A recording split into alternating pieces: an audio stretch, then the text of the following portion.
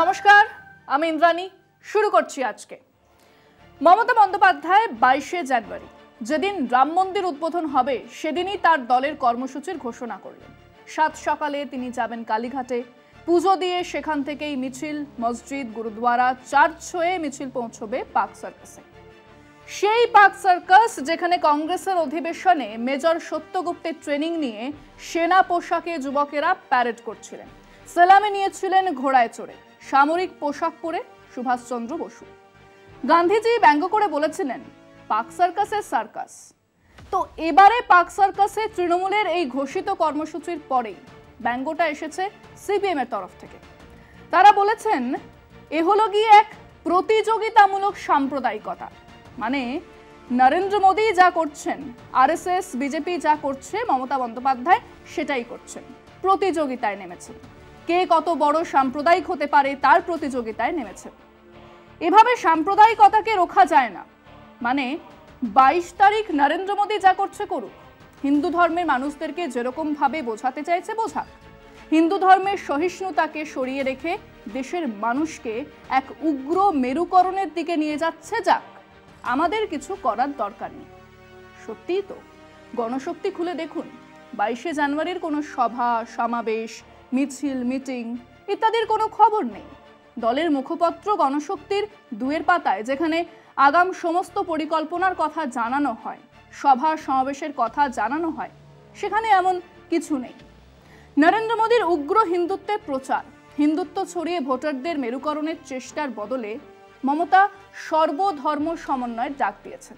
মন্দির, মসজিদ, গুরুদ্বারা, গির্জা হয়ে এক মিছিল আয়োজনের কথা জানিয়েছেন। সেটা নাকি প্রতিযোগিতামূলক সাম্প্রদায়িকতা। শুনেই মনে হলো এটাকে তো কাল্টিভেট করতে হচ্ছে। যিনি এমন কথা বলেন তার এমন কথা বলার অর্থ কি তা তো জানা দরকার। সেটাই বিষয় আজকে। সীতারাম সীতারাম। অযোধ্যায় প্রধানমন্ত্রী নরেন্দ্র মোদী 22শে জানুয়ারি রাম মন্দির উদ্বোধন করবেন। এই কর্মসূচিতে যোগ দেওয়ার আমন্ত্রণ পেলেও বাংলার মুখ্যমন্ত্রী তথা তৃণমূল নেত্রী মমতা বন্দ্যোপাধ্যায় তা প্রত্যাখ্যান করেছেন। আগামী লোকসভা ভোটের কথা মাথায় রেখে হিন্দুত্ব উস্কে দেওয়াই প্রধানমন্ত্রী তার রাজনৈতিক উদ্দেশ্য বলে দাবি করেছে বিরোধীরা। মমতা ওই উদ্বোধনী অনুষ্ঠানকে রাজনৈতিক গিমিক বলে কটাক্ষ করেছেন। তিনি ওই একই দিনে কলকাতায় সংহতি মিছিলের ডাক দিয়েছেন। সর্বধর্ম সমন্বয়ের মাধ্যমে সাম্প্রদায়িক সম্প্রীতির বার্তা দিতেই সেই মিছিল হবে বলে জানিয়ে দিয়েছেন মুখ্যমন্ত্রী। জেলায় জেলায়ও হবে সংহতি মিছিল। শাসক দলের প্রস্তাবিত মিছিলের বিরোধিতা করেছে সিপিএম। মমতার ওই কর্মসূচি নিয়ে প্রতিক্রিয়ায় সিপিএম এর রাজ্য সম্পাদক মোহাম্মদ সেলিম বলেন, মুখ্যমন্ত্রী আরএসএস বিজেপির সঙ্গে পাল্লা দিয়ে সাম্প্রদায়িক রাজনীতির প্রতিযোগিতায় নেমেছেন। তৃণমূলের নরেন্দ্র মোদী দল বিজেপির হিন্দুত্বের প্রচারের মাধ্যমে ভোটারদের মেরুকরণ ঘটানোর চেষ্টা করছে। তার বিপরীতে মমতা সর্বধর্ম সমন্বয়ের ডাক দিয়েছেন। তাকে সিপিএম প্রতিযোগিতামূলক সাম্প্রদায়িকতা বলে দাগিয়ে দিতে চাইছে। দলের সাধারণ সম্পাদক সীতারাম ইয়েচুরি ধর্মের সঙ্গে রাজনীতি জুড়ে দেওয়ার বিরোধিতায় সরব হয়েছেন। মমতাও তো একই অবস্থান থেকে সব ধর্মের প্রতিনিধিকে নিয়ে সংহতি মিছিলের ডাক দিয়েছেন। উল্লেখ্য, এই সিপিএম এর যুব শাখা একদা জাতপাত বিভেদমুক্ত সমাজের পক্ষে প্রচারে স্বামী বিবেকানন্দের ছবি ও বাণী ব্যবহার করেছিল। 2022 সালে কান্নুরে সিপিএম এর পার্টি কংগ্রেস উপলক্ষে বানানো ট্যাবলোয় স্বামীজির ছবি ছাড়াও হিন্দু দেবদেবীর আদলে নৃত্যশৈলীর প্রতিরূপ ব্যবহার করা হয়েছিল। স্বভাবতই প্রশ্ন জাগে, সিপিএম তাদের প্রচারে বা মিছিলে বিবেকানন্দের ছবি ব্যবহার করতে পারে, তাহলে অযোধ্যার রাম মন্দির উদ্বোধনের দিন যদি মমতা সম্প্রীতির লক্ষ্যে মিছিলের ডাক দিলে তা প্রতিযোগিতামূলক সাম্প্রদায়িকতা হয় কি করে? যিনি গতকাল সাংবাদিক সম্মেলনে বসে মমতা বন্দ্যোপাধ্যায়ের এই প্রতিযোগিতামূলক সাম্প্রদায়িকতার কথা বললেন, সেই সিপিএম সাধারণ সম্পাদক সীতারাম ইয়েচুরি মাত্র কদিন আগেই এক ভিডিও বিবৃতিতে বলেছেন, আমার নাম সীতারাম, সে কারণেই জানি ধর্মের অর্থ কি। ধর্ম এক আত্মা ও পরমাত্মার সম্পর্ক। কোনো ব্যক্তির কাছে পরমাত্মা কি সেটা স্থির করবে সেই ব্যক্তির আত্মা। হিন্দু, মুসলিম, শিখ, খ্রিস্টান, বৌদ্ধ, যাই সে ব্যক্তি চান, একবার সেই ব্যক্তি এটা স্থির করার পরে অন্য কারোর হস্তক্ষেপের সুযোগ নেই। সে কারণে ধর্ম ও রাজনীতির মধ্যে একটা লাইন আছে। সেই লাইনকে লঙ্ঘন করা লক্ষণ রেখাকে লঙ্ঘন করার মতোই বিষয়। অযোধ্যায় মন্দিরের উদ্বোধন ধর্মের রাজনীতিকরণ। ধর্মের রাজনীতিকরণের বিরোধিতা করেই আমরা অযোধ্যায় যাচ্ছি না। ধর্মের স্থান তার জায়গায়, যে ভাবনাকে আমরা সম্মান করি। কিন্তু ধর্মের সঙ্গে রাজনীতিকে জুড়ে যেন খেলা না হয়। পুরো বিবৃতিটাই দিলাম। উনি নিজেই বলেছেন যে ওনার নাম সীতারাম বলেই উনি ধর্মের মানে জানেন। মার্কস, এঙ্গেলস বা লেনিনের নাম তো সীতারাম ছিল না, কাজে ওনারা ধর্ম না জেনেই ধর্ম আর সমাজ নিয়ে দিস্তে দিস্তে লিখে গেছে। থাক মার্কসের কথা।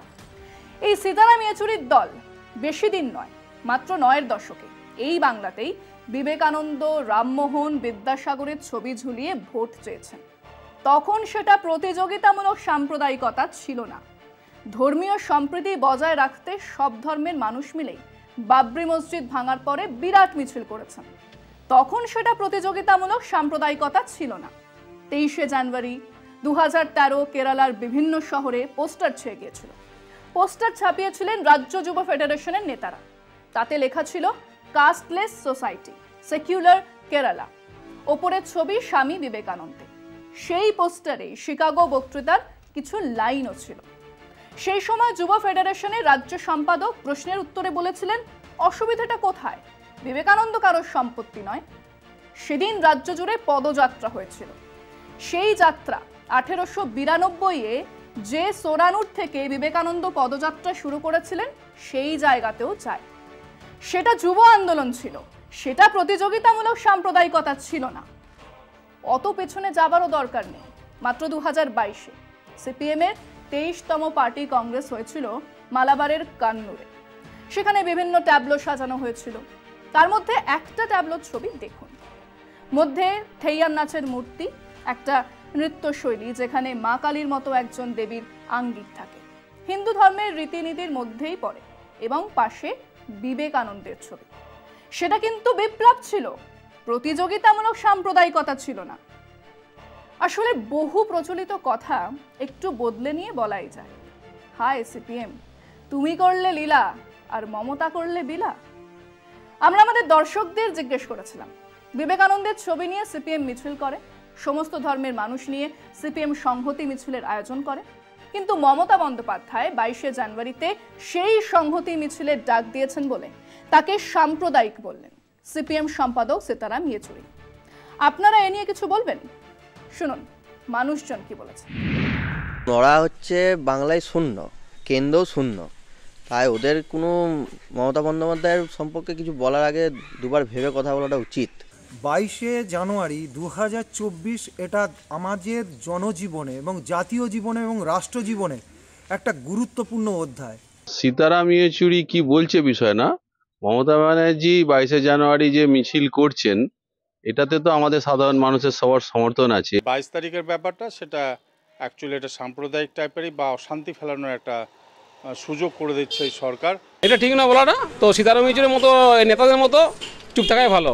আমি বললাম যে মুখ্যমন্ত্রী যেটা করছে এটা খুবই ভালো করছে, আর যদি কেউ কটাক্ষ করে থাকে তো এগুলো বাধা দেওয়ার কোনো মানি হয় না। উনি যে রাস্তায় নামছেন এবং বিবেকানন্দের ছবি নিয়ে মিছিল করছেন, এককালে তো সিপিএম করেছে। 22 তারিখে মমতা ব্যানার্জি তো ব্যক্তিগত কোনো ধর্ম নিয়ে মিটিং করছেন না। মমতা ব্যানার্জি ভারতবর্ষ ধর্মনিরপেক্ষ দেশ।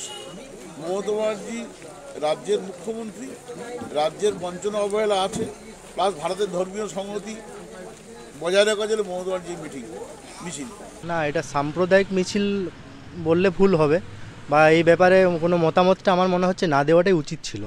যেটা মুখ্যমন্ত্রী করছে ঠিকই আছে, কোনো অসুবিধা নাই আমাদের।